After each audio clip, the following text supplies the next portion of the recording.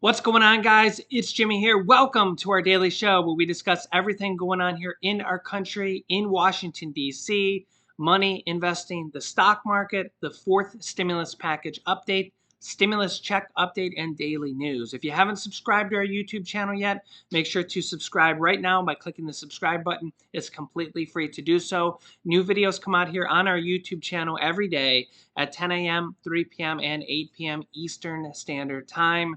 Don't miss out on any new videos. There's some crazy stuff going on here right now.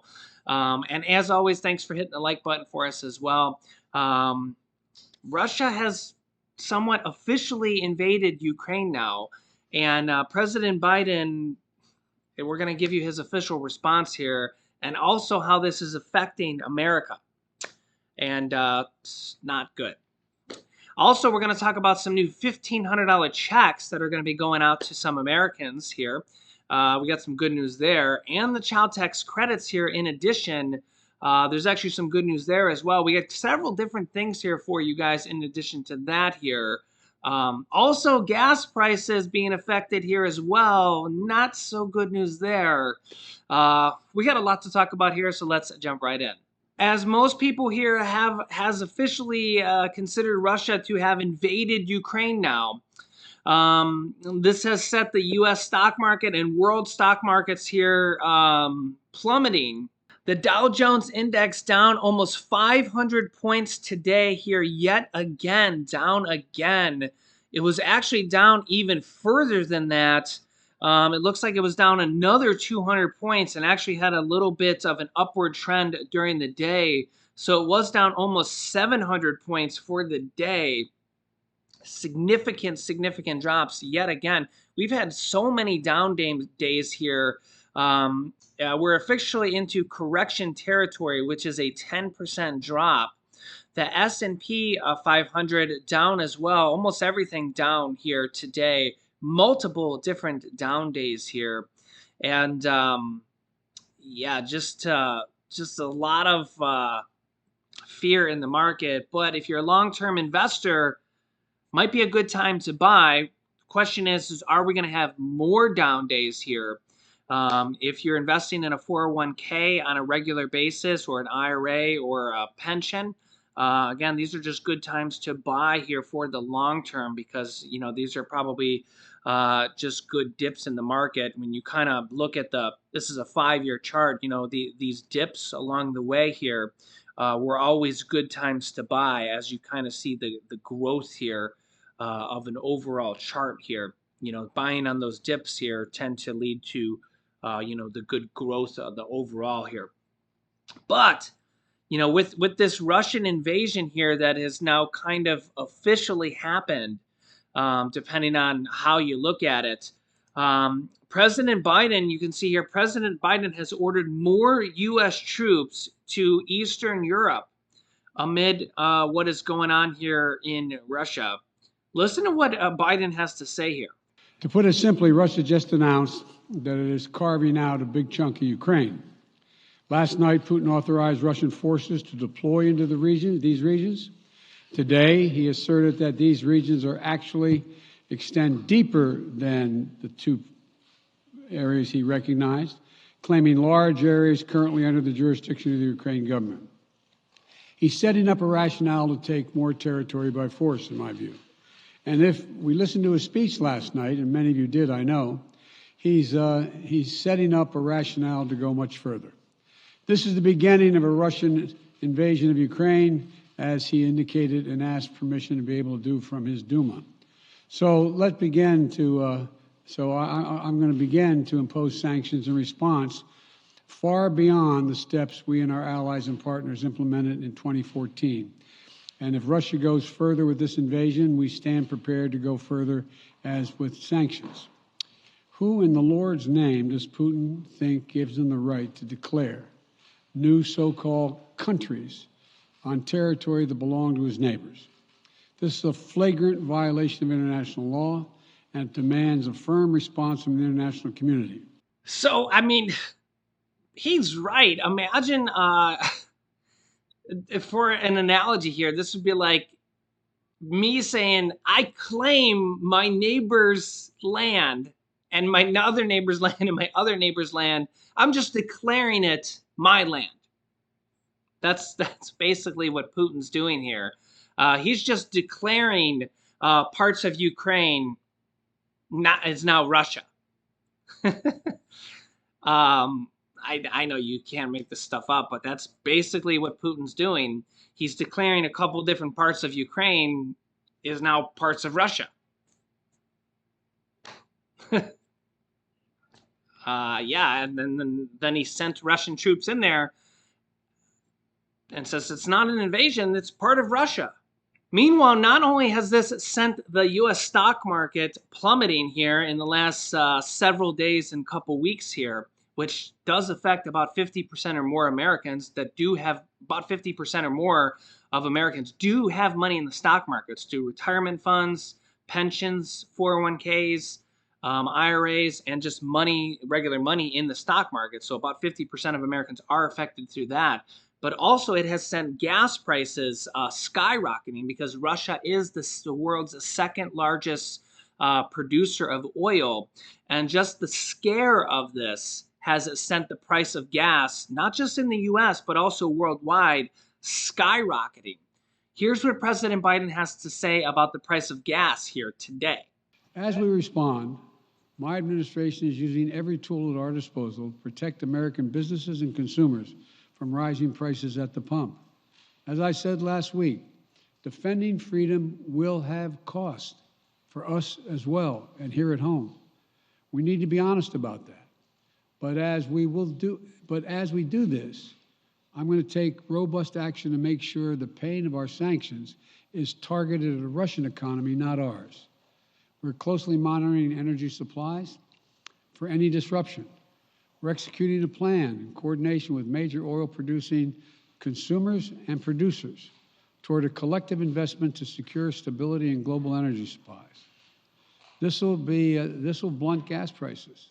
I want to limit the pain the American people are feeling at the gas pump. This is critical to me. In the last few days, I've been in constant contact with European leaders, including with Ukrainian President Zelensky. Vice President Harris met in person with the leaders in Germany over the weekend at the Munich conference, including President Zelensky. At every step, we have shown the United States and our allies and partners are working in unison, which he hasn't been counting on, Mr. Putin. We're united in our support of Ukraine. We are united in our opposition to Russian aggression. And we're united in our resolve to defend our NATO alliance. And we're united in our understanding of the urgency and seriousness of the threat Russia is making to global peace and stability.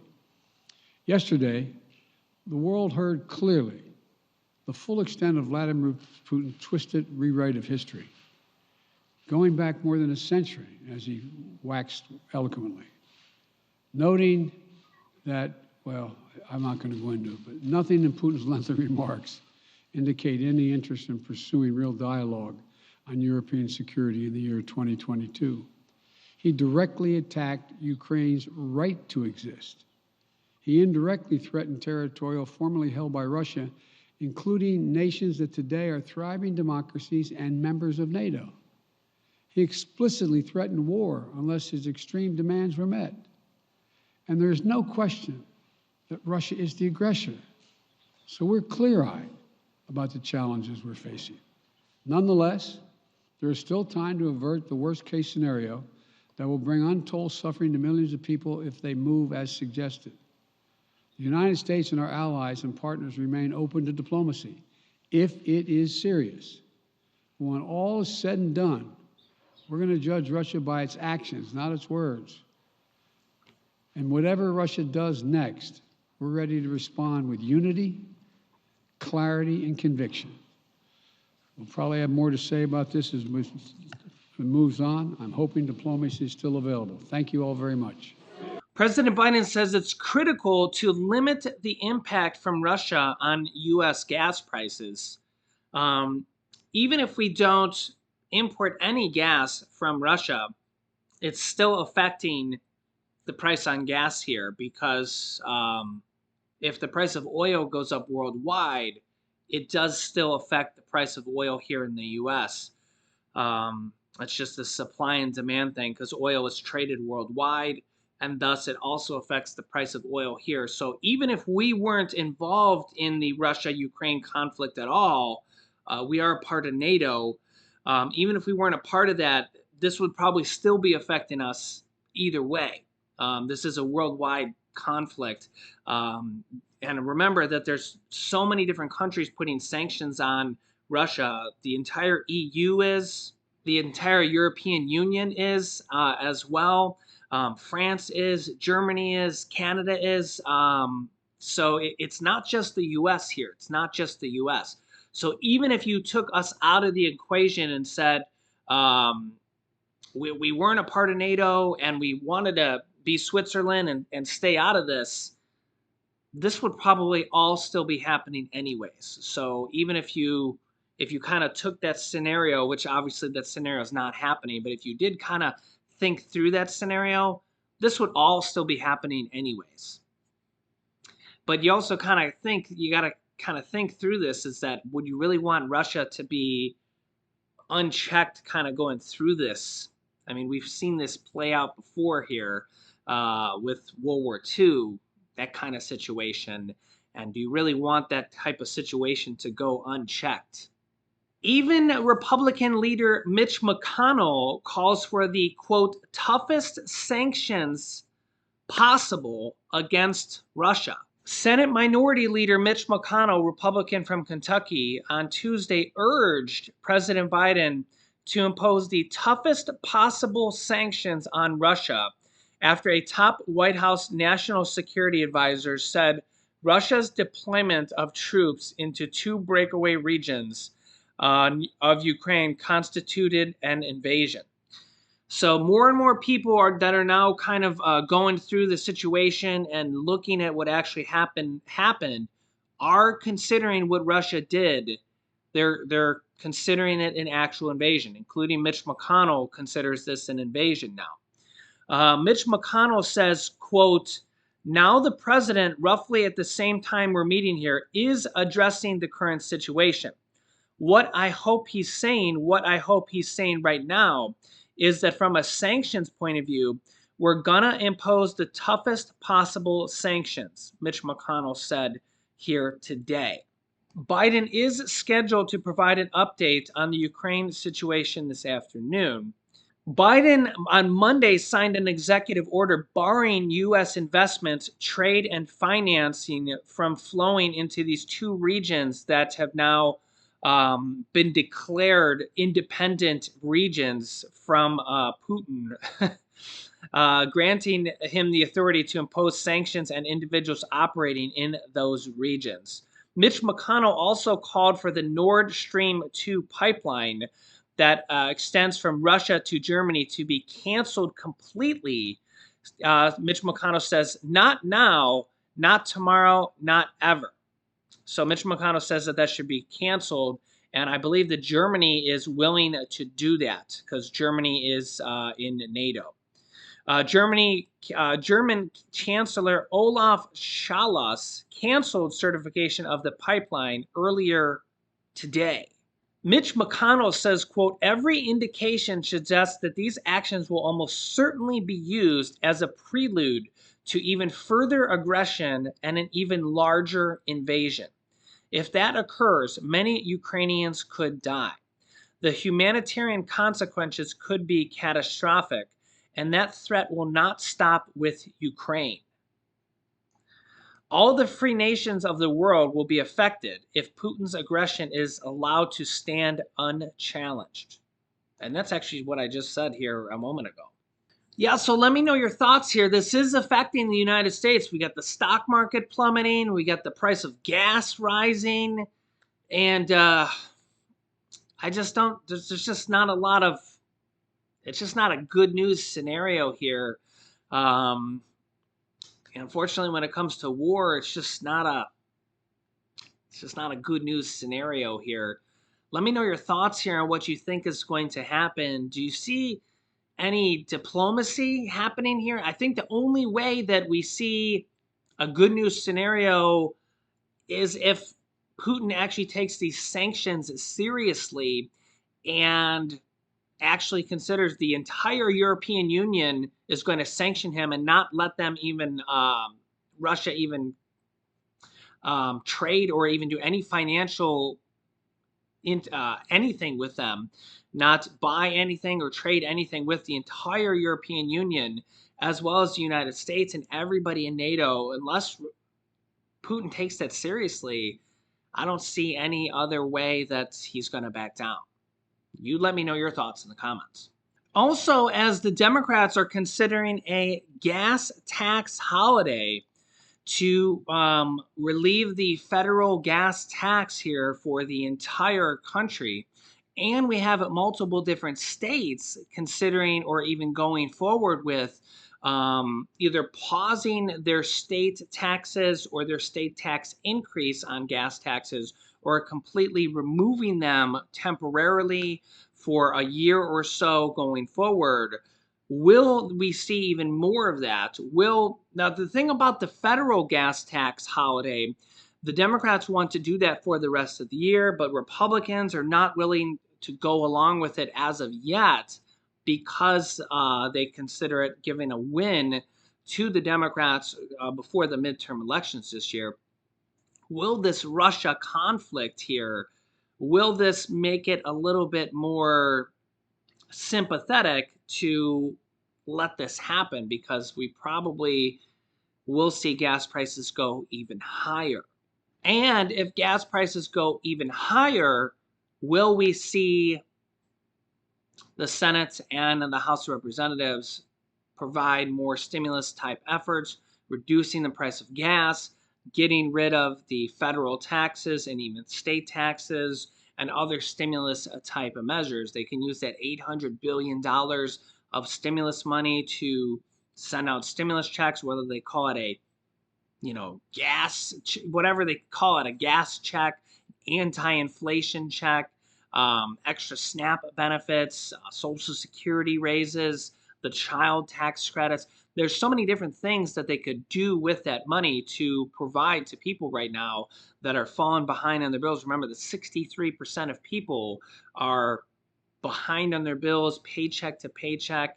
And there's a lot of different things they can do with this money, whether it's lowering the price of gas, using it to pay for food, um, using it to pay for the child tax credits, using it to pay for the adult tax credit, the earned income tax credit, whatever they kind of use this money for, whatever they want to call it, whether they call it a stimulus check, whether they call it an anti-inflation check. There's so many different things that they could do it, but just send the money out, right? Just send the money out, or lower the price of gas, lower the price of prescription drugs, lower the price of healthcare, lower the price of anything, right?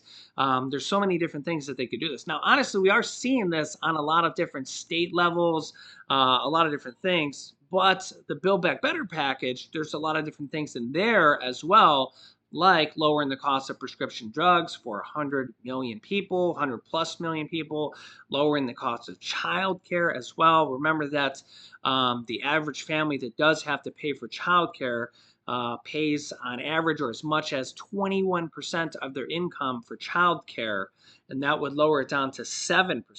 Imagine paying 21% of your income for childcare. Yeah, that's crazy. And mom and dad go to work, and then they have to put 21% of their income just to put their kid in childcare because they're off working. That's a big chunk. That's a big chunk, right? And then you think about, if your child has to go to preschool as well. A lot of countries already pay for preschool, but here in the U.S., most states don't. And that costs on average about $200 a week, which is about $10,000 a year.